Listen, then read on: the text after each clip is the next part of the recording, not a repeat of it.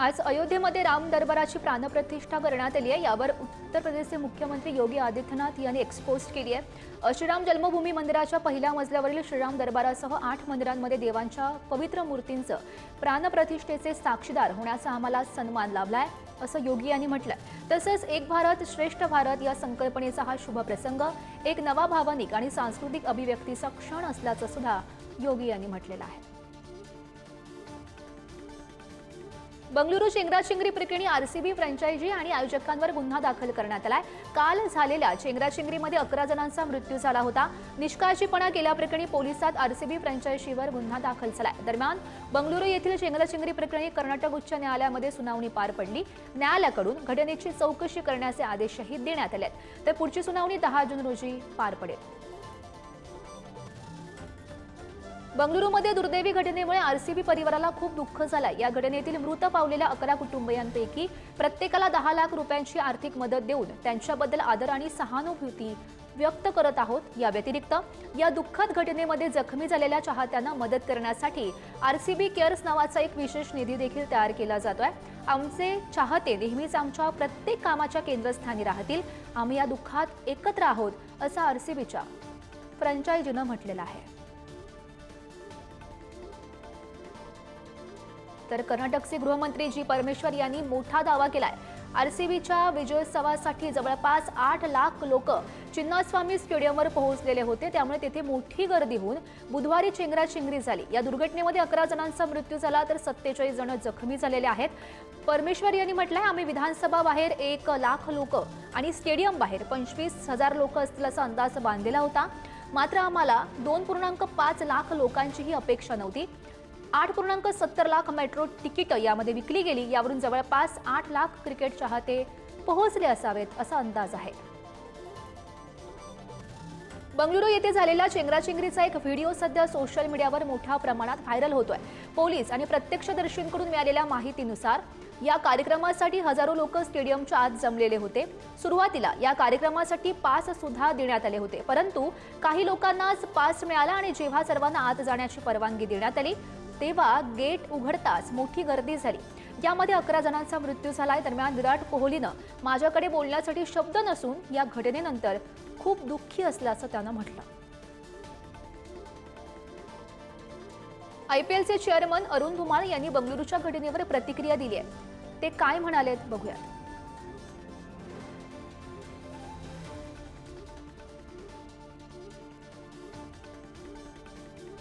भाजपचे प्रवक्ते संबित पात्र यांनी मुख्यमंत्री सिद्धरामय्या आणि उपमुख्यमंत्री डी.के. शिवकुमार यांना अटक होणार का असा सवालही उपस्थित केलाय। त्यांनी काय म्हटलंय बघूया।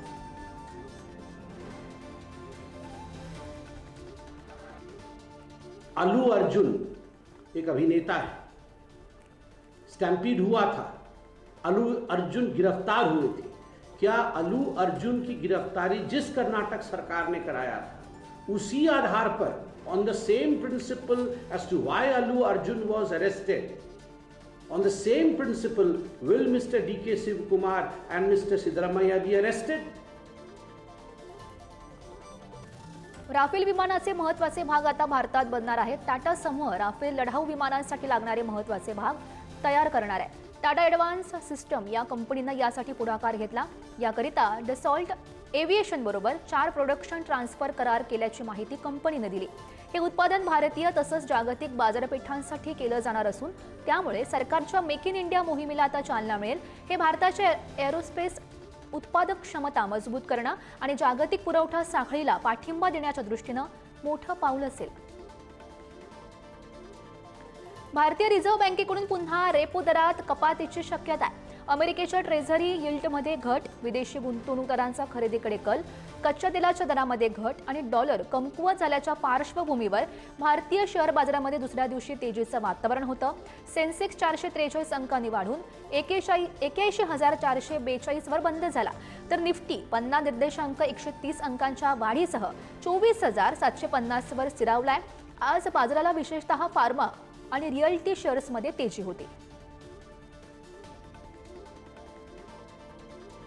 दिल्लीमध्ये 1 नोव्हेंबर 2024 पासून पेट्रोल आणि डिझेलवर चालणाऱ्या बसेसना प्रवेशबंदी दिली जाणार आहे।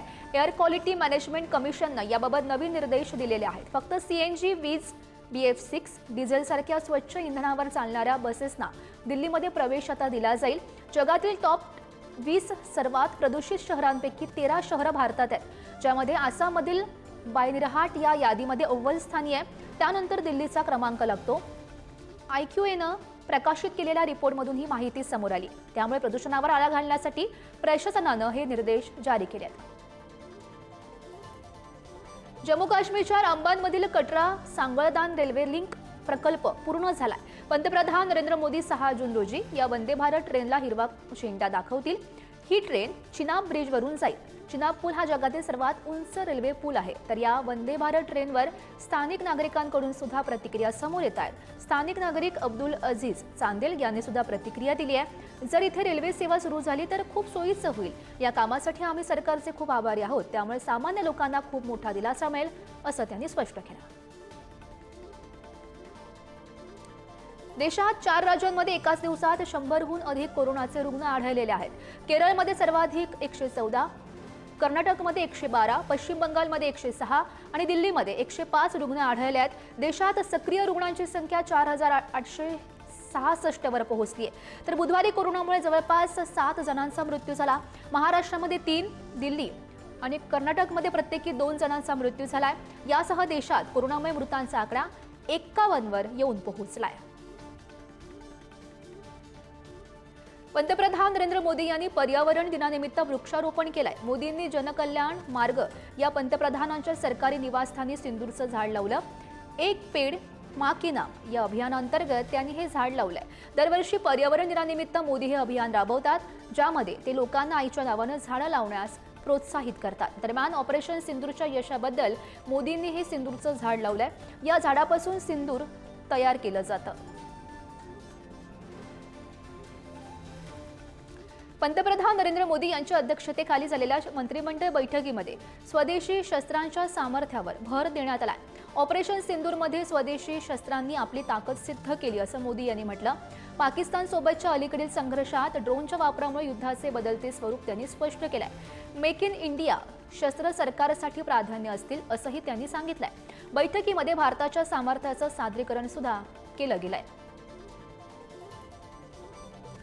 तृणमूल काँग्रेसच्या खासदार महुआ मोइत्रा यांनी बीजेडीच्या माजी खासदारासोबत लग्नाच्या त्या बंधनात अडकल्याची माहिती. बिजू जनता दलाचे माजी खासदार पिनाकी मिश्रा यांच्याशी त्यांनी लग्न केलं. दोघांनी जर्मनीमध्ये 3 मे रोजी लग्न केल्याची माहिती आहे. लग्नानंतर दोघांचे फोटो सुद्धा समाज माध्यमांवर व्हायरल झाले होते. मात्र दोघांकडून सुद्धा अद्यापपर्यंत लग्नाबाबत अधिकृत काही स्पष्टीकरण प्राप्त नाही. या प्रकरणावर तृणमूल काँग्रेसकडून अद्याप कोणतीही प्रतिक्रिया नाही. महुआ मोइत्रा राजकीय आयुष्याबरोबर वैयक्तिक आयुष्यामुळे सुद्धा चर्चेत आहेत. मेघालयातील शिलाँगमध्ये फिरायला गेलेले पती पत्नी 23 मे पासून बेपत्ता असल्याची माहिती होती. तब्बल 11 दिवसांनी पतीचा मृतदेह शिलाँगमधील धबधब्याजवळील एका दरीमध्ये कुजलेल्या अवस्थेत आढळला. त्याच्या हातावरील टॅटूमुळे मृतदेहाची ओळख पटली आहे. पोस्टमॉर्टम रिपोर्टमध्ये त्याची हत्या झाल्याचं स्पष्ट झालंय. ट्री कटर सारख्या धारदार शस्त्रानं त्याची हत्या करण्यात आली. पोलिसांनी हत्येसाठी वापरलेले शस्त्र जप्त केले आहेत. मात्र त्याची पत्नी अद्यापही बेपत्ता आहे. पोलीस आणि बचाव पथकाकडून युद्ध पातळीवर त्यांना शोधण्याचं काम सुरू आहे. सिक्कीममध्ये नैसर्गिक आपत्तीमुळे गंभीर परिस्थिती निर्माण झाली आहे. उत्तर सिक्कीममध्ये मुसळधार पाऊस आणि भूस्खलनामुळे जनजीवन विस्कळीत झालं असून अनेक रस्ते बंद झाले आहेत. बचाव कार्यासाठी पांग्योंग विमानतळावर 2 Mi-17 V5 हेलिकॉप्टर तैनात आहेत. या हेलिकॉप्टरद्वारे राष्ट्रीय आपत्ती प्रतिसाद दलाचे पथक उपग्रहीय फोन आणि आवश्यक उपकरणं चटेन भागाकडे रवाना करण्यात आली आहे. NDRFच्या 23 कर्मचाऱ्यांची टीम सुद्धा बचाव कार्यात मदत करणार अशी माहिती मिळते.